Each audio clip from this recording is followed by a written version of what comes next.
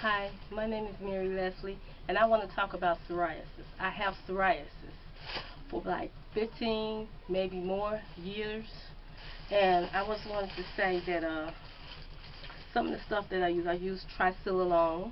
Tricellular, I don't know if I'm saying this right, but you can see it, and I have to get a prescription for it. And also, I use this ointment on my skin.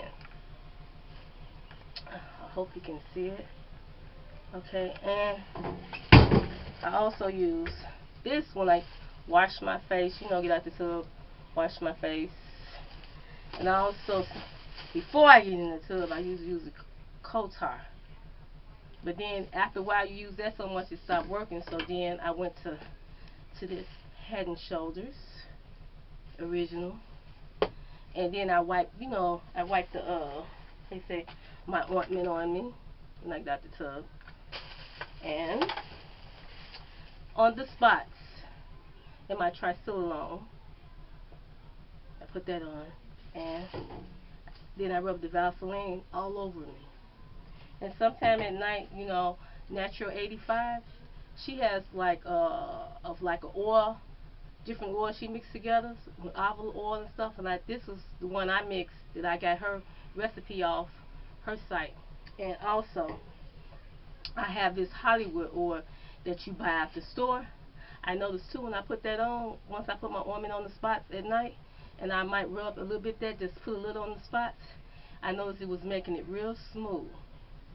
And so that's about all that I use on there. But I went to the doctor with my father this weekend, and the lady told me there, the nurse there, she said that I can, like, when I get through taking my bath or shower, take white vinegar and pour it all over me, and then rub Vaseline, or that would help with the dry skin. But during the day, I have to moisturize my skin because this is winter time. Look at my elbows; they're like blotchy, and they look better since I've been using that Head and Shoulders on it and putting my ointment on there after I get out the tub and stuff. This is my other elbow. And my hands, people can be really ignorant. So I try to keep my rubber gloves and stuff when I'm cleaning and stuff. Don't put my hand in no harsh chemicals. Soap when you're washing dishes and stuff. And then sometimes the powder in the gloves, rubber gloves, irritate my hand. So if you have any idea what I can use on my skin, please leave it in, down in the suggestion box, the comments. But I also want to say, a few years ago, my psoriasis had turned into pustular psoriasis. Those things are like boil. And what happened was the doctor gave me some antibiotics. And the antibiotics, I had a bad reaction to it. So now I have a resistance towards antibiotics now from taking them. I was getting dental work did. And I had pus bumps all over me. And it was very painful, and I was going to the skin doctor like every week. They was giving me different stuff to put on there and stuff, rotating stuff. And then they had gave me some Psoriatane and cyclosporin first, and then Psoriatane. That stuff, if you don't have to take it, I wouldn't take it. But at that time, I had all those pus bumps on me. I was in so much pain and miserable. That's the only reason why I took it. Later on, I found on the internet there's this pill that you can take, like for females for yeast infection. That pill you take, and it's supposed to be in your body for 6 or 7 days.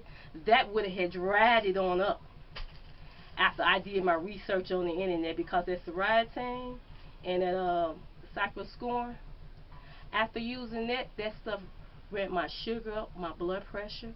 And then they tell you don't eat no fried food, it can run your cholesterol up. But see, I had a history on both sides of my family, my mother and my father, with diabetes and high blood pressure. And so that stuff had ran my pressure up so high that I didn't have no problems at first with it, but it had ran my pressure up so high that I could not see. I'm in the store with my husband, I'm like, I cannot see. After taking those pills, once they kick in on your system, and you have that in your history in your family, and it gave me high blood pressure and diabetes. Because now I have to take medication for that for the rest of my life. I had to go on medication while I was on those steroids. I surely did, and I did not like. I was like, oh, will I still have to take this after I get out? No one never answered that question. The doctors never answered.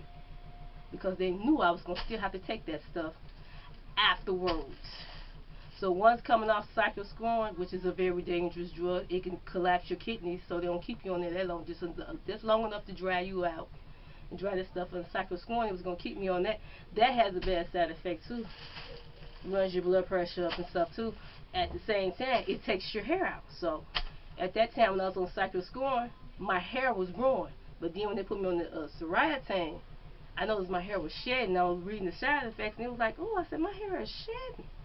And I'm looking, I said, and she told me I'm going to have to stay on this for the rest of my life to keep from breaking out? I didn't stay on that. No, I quit taking it. Once I dried out, I started breaking out a little bit. I had a couple bad breakouts and went to the emergency room, get some more ointment and stuff, and then after that I just started going back to my primary doctor. So if you have any suggestion, what can I do to help my facial skin? Because I can't use too much stuff on there or else I'll be flake up in a minute. I can't really use soap. The only soap I have used is the Ivory soap. That's the old stuff. I tried to use Dove for sensitive skin. I can take a bath with it, shower with it. It don't do nothing to my skin. But if I rub it in my face and try once I wash my face with it, I flaked up really bad and they had to give me some cream, to clear up the flakes. So if you have any suggestion what I can use, just let me know. Thanks.